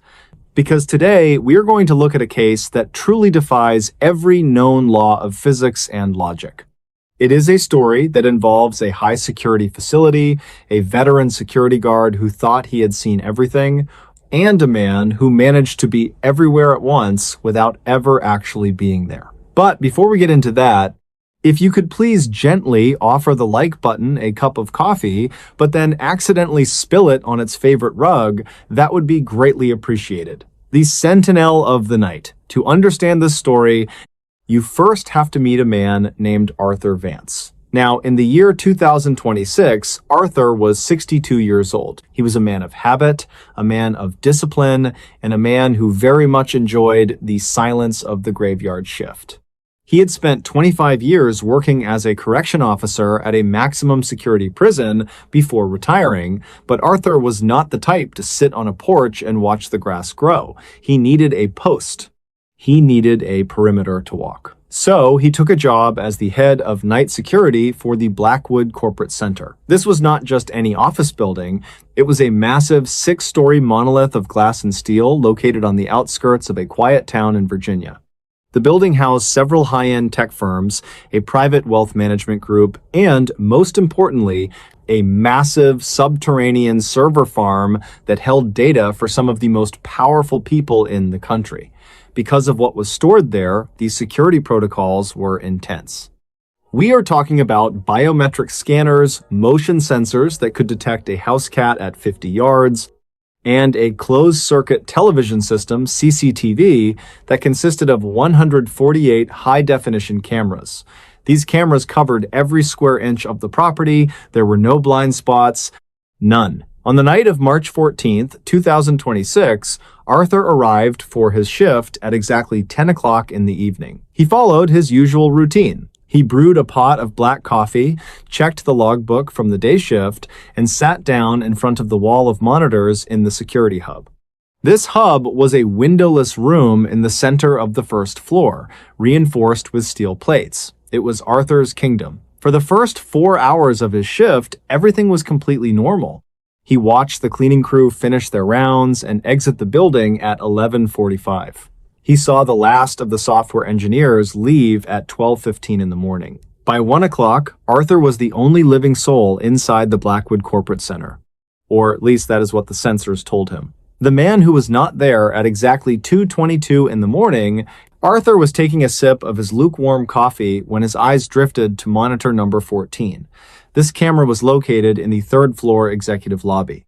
It was a wide-angle lens that looked over a plush waiting area with leather chairs and a mahogany desk. Arthur froze. Standing in the center of the lobby was a man. He was tall, perhaps 6 feet 2 inches. He was wearing a charcoal gray 3-piece suit that looked perfectly tailored. He had silver hair swept back neatly, and he was carrying a vintage leather briefcase. The man was not doing anything suspicious. He was just standing there. He was looking directly at the camera with a neutral expression. Arthur's first instinct was not fear, it was confusion. To get to the third floor, a person would have to pass through the front gates, walk through the main lobby, pass the security desk where Arthur was currently sitting, and then use a keycard to activate the elevator. Arthur looked at the monitors for the main entrance, nothing. He looked at the exterior perimeter cameras. The parking lot was empty, bathed in the pale blue light of the mercury vapor lamps. There were no cars. There were no footprints in the light dusting of snow that had fallen earlier that evening. Arthur reached for his radio and keyed the mic. Attention, this is Security Lead Vance. To the individual on the third floor, please remain where you are. You are trespassing in a restricted facility. The man on the screen did not move. He did not even blink. Arthur felt a chill run down his spine. He decided to do a manual override of the camera system. He switched monitor number 14 to a live playback to see how the man had entered the room. He rewound the footage by 1 minute. 1 minute ago, the lobby was empty. He rewound it by 2 minutes. Still empty. Then he played it forward at normal speed. At exactly 2:22 and 11 seconds, the man simply appeared. There was no door opening. No flickering of the light. One frame, the room was empty. The next frame, he was standing there. Arthur stood up, his hand hovering over his holster. He was a veteran. He had dealt with riots and break-ins. He knew how to handle an intruder. He grabbed his heavy-duty flashlight and headed for the elevator. As he rode the elevator up to the third floor, he kept his eyes on the small screen inside the elevator car, which allowed him to view the lobby he was heading toward. The man was still there. He was standing in the exact same spot, holding the briefcase. The elevator dinged, the doors slid open. Arthur stepped out, flashlight leveled, his voice booming. "Security! Hands where I can see them!" But as the beam of his flashlight cut across the third-floor lobby, Arthur stopped dead. The lobby was empty. He panned the light from left to right. He checked behind the mahogany desk. He checked the executive restrooms. He checked the supply closet. There was nowhere to hide. The suite was a glass-walled enclosure. If someone had run down the hallway, Arthur would have seen them. If they had ducked into an office, he would have heard the door. He keyed his radio again, talking to the empty room. "Central, this is Vance. I am on 3. The intruder is gone. Check the feed." Then he realized he was Central. He was the only one there. He had to go back down to the security hub to see where the man had gone. The impossible multiplicity. When Arthur got back to the monitors, he felt a wave of nausea hit him. He did not just see the man on monitor 14 anymore. The man in the charcoal suit was now on monitor 22, which showed the basement boiler room. He was on monitor 48, which showed the 5th floor break room. He was on monitor 89, which showed the interior of the high security server vault. He was on monitor 112, which was a camera located inside the freight elevator. Arthur stared at the wall of screens. The man was in 12 different locations at once. And in every single shot, the man was doing the exact same thing. He was standing perfectly still, holding his briefcase, looking directly into the camera lens. Arthur's heart was hammering against his ribs like a trapped bird. He did something he had never done in his 30-year career. He picked up the phone and dialed 911. 911, what is your emergency? A calm female voice asked. "This is Arthur Vance at the Blackwood Corporate Center," he said, his voice cracking. I have a multiple intruder situation. I need police backup immediately. I have a man on my security feed who is appearing in multiple restricted areas simultaneously. Sir, are you saying there are multiple men or one man in multiple places? The dispatcher asked. It is the same man, Arthur shouted. I do not know how he is doing it. He is not on the motion sensors. The alarms are not going off. But I am looking at him right now on 20 different screens. The dispatcher told him to stay on the line and that officers were 4 minutes away. While he waited, Arthur began to notice something even more disturbing. He looked closer at monitor 89, the server vault. This vault was a clean room. It required a specialized suit to enter to prevent dust from damaging the hardware. The man in the suit was standing inside the vault, but the air filtration sensors, which were sensitive enough to detect a single human hair, were reading as perfectly clean.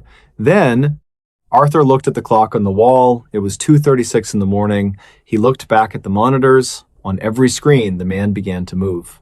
But he did not walk. He did not turn around. He slowly began to raise his free hand, the one not holding the briefcase. He pointed. In every single camera view, the man was pointing at something off camera. Arthur tried to figure out what it was. On the 3rd floor, he was pointing at a wall. In the basement, he was pointing at a pipe. In the server vault, he was pointing at a rack of hard drives. Arthur felt a cold sweat break out on his forehead. He began to realize that the man was not pointing at things in the rooms. If you followed the line of his finger across all the different camera angles, he was pointing toward the center of the building. He was pointing at the security hub. He was pointing at Arthur. The knock at the door. At 2:41 in the morning, 2 police officers arrived at the outer gate. Arthur remotely buzzed them in and watched them park their cruiser in the circular driveway. He watched them walk up to the front glass doors of the lobby. I see them, Arthur told the dispatcher. I am letting them in now. He hit the release for the front doors. The 2 officers, a young man and a slightly older woman, stepped into the main lobby. Arthur watched them on the monitor. Officers, this is Vance in security. I am in the hub on floor 1. Can you hear me? The officers looked up at the lobby camera and nodded. The older officer, whose name tag read Miller, spoke into her radio. We hear you, Vance. Where is the intruder? That's the thing, Arthur said, his voice trembling. Look behind you. On Arthur's monitor, the man in the charcoal suit was standing exactly 5 feet behind Officer Miller. He was standing right there in the open lobby, clear as day. Officer Miller and her partner spun around instantly, their hands on their sidearms. There's no one here, Vance, Miller said into the radio. Arthur gasped. He's right there! He's standing right in front of the directory sign. He's looking at you. On the screen, the man was so close to Officer Miller that he could have reached out and touched her shoulder, but the officers were looking directly through him. Their flashlights swept through the space where the man stood, and the light did not reflect off his suit. It did not cast a shadow. It was as if the man was a ghost, visible only to the electronic eyes of the cameras. Vance, are you seeing things? The younger officer asked. The lobby is clear. I am not crazy, Arthur yelled. Switch your radios to channel 4. I am going to patch the video feed to your mobile units.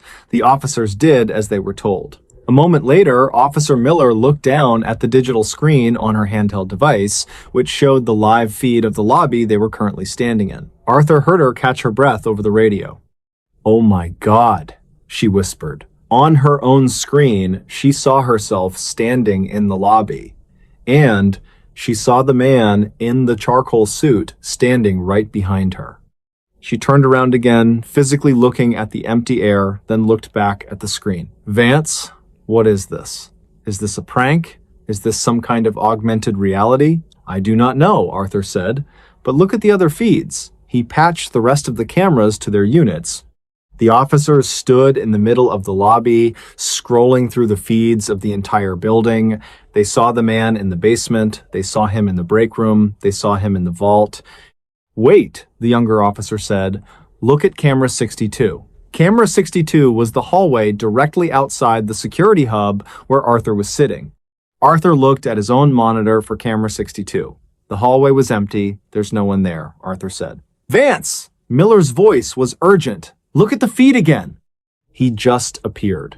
Arthur looked. Sure enough, on the monitor, the man in the suit was now standing right outside the heavy steel door of the security hub. Then something happened that made Arthur's heart nearly stop. The man on the screen reached out and knocked on the door. Arthur did not just see it on the screen, he heard it. Thump, thump, thump. 3 distinct heavy knocks on the reinforced steel door. Arthur backed away from the door, tripping over his rolling chair. He's here! He's at the door! We're coming to you now! Miller shouted. The 2 officers ran toward the security hub. Arthur watched them on the monitors as they sprinted down the hallway. On the screen, they ran right through the man in the charcoal suit. They did not even feel a breeze. They reached the door, weapons drawn. Vance! Open up! Miller yelled. Arthur triggered the electronic lock. The officers burst into the room. They looked around the small hub. It was just Arthur, the wall of monitors, and the smell of stale coffee. Where is he? Miller asked. Arthur pointed at the screen for camera 62. The man was still standing in the hallway, looking at the closed door. He's still out there, Arthur whispered. But you just walked through him. The briefcase. For the next hour, the Blackwood Corporate Center was swarmed by more police, and eventually, the building's IT director and the facility manager were called in. They thought the system had been hacked.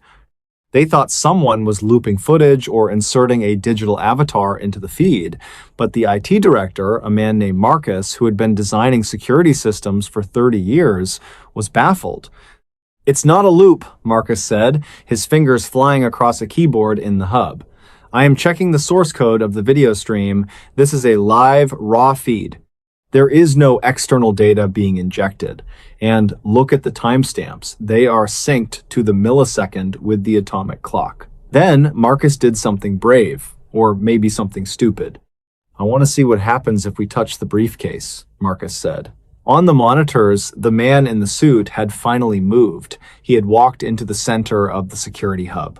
According to the cameras, the man was now standing right in the middle of the room between Arthur and the police officers. Of course, to the naked eye, the room was empty. "The briefcase is sitting right here," Marcus said, pointing to a spot on the floor that looked completely vacant.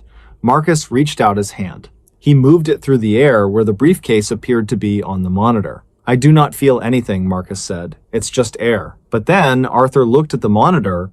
When Marcus's hand passed through the space where the briefcase was, the image of the briefcase flickered. It did not just disappear, it changed.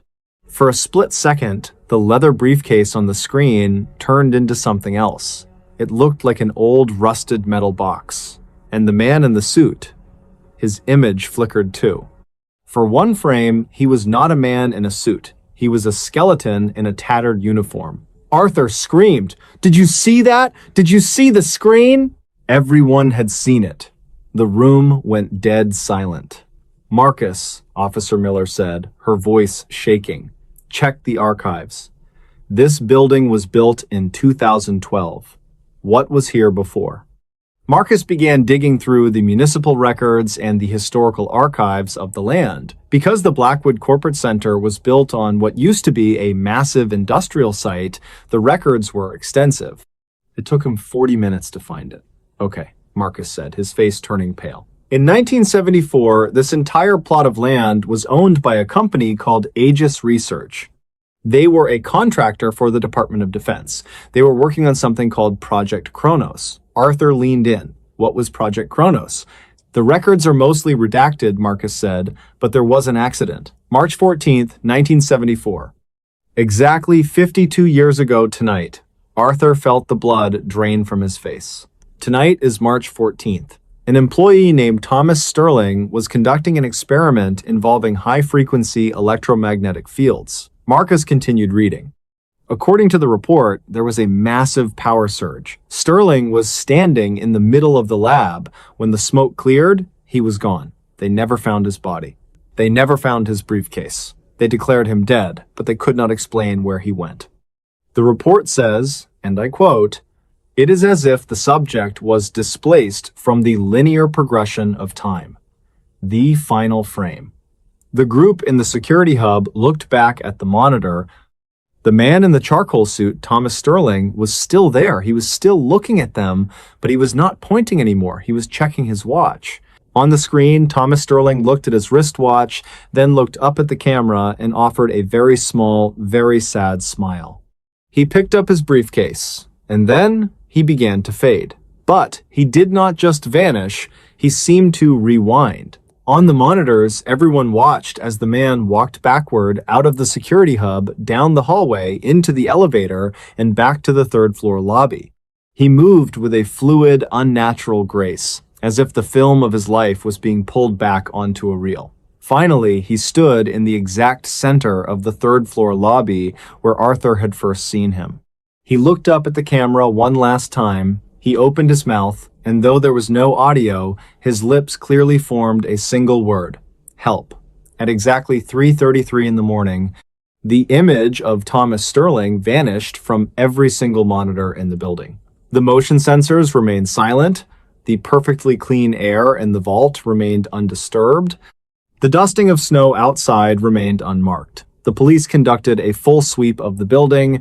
They found nothing. No signs of forced entry, no hidden projectors, no high-tech hacking devices. The IT director spent the next 72 hours analyzing the hard drives. What he found was the most impossible part of all. When he looked at the recorded footage of that night, the man in the charcoal suit was there. He was on the tapes, clear as day. But when Marcus ran a forensic analysis on the video files, he discovered that the pixels that made up the image of Thomas Sterling were not digital, they were analog. It was as if a 1974 television signal had somehow bled into a 2026 digital stream. The man had not entered the building in the physical sense, he had overlapped with it. For 1 hour and 11 minutes, 2 different years had occupied the same space. Arthur Vance quit his job the next morning. He did not want a pension, he did not want a recommendation, he just wanted to be somewhere where he did not have to look at a screen. But there is one detail that Arthur never told the police. A few days after he quit, Arthur was at home looking through some old boxes of his own. He had served in the military in the late 70s, and he had a collection of old newspapers. He found a local clipping from March 15, 1974. The headline read, "Scientist Missing in Lab Explosion." There was a photo of Thomas Sterling. He was wearing the charcoal suit. He was holding the leather briefcase. But that was not what caught Arthur's eye. In the background of the photo, behind Thomas Sterling, there was a window. And in the reflection of that window, you could see a room that had not been built yet. In the reflection, you could see a wall of high-definition monitors, you could see a rolling chair, and you could see a 62-year-old man named Arthur Vance staring back with a look of absolute terror. Thomas Sterling had not just appeared on Arthur's cameras in 2026, Arthur had appeared in Thomas Sterling's world in 1974. And neither one of them could do anything to reach across the gap. If you enjoyed this story and want to see more like it, please let me know. I can dive deeper into the technical files of Project Kronos, or perhaps we can look into the other displaced individuals that the Blackwood Corporate Center has reported since that night. Would you like me to find another case from the Blackwood archives for you?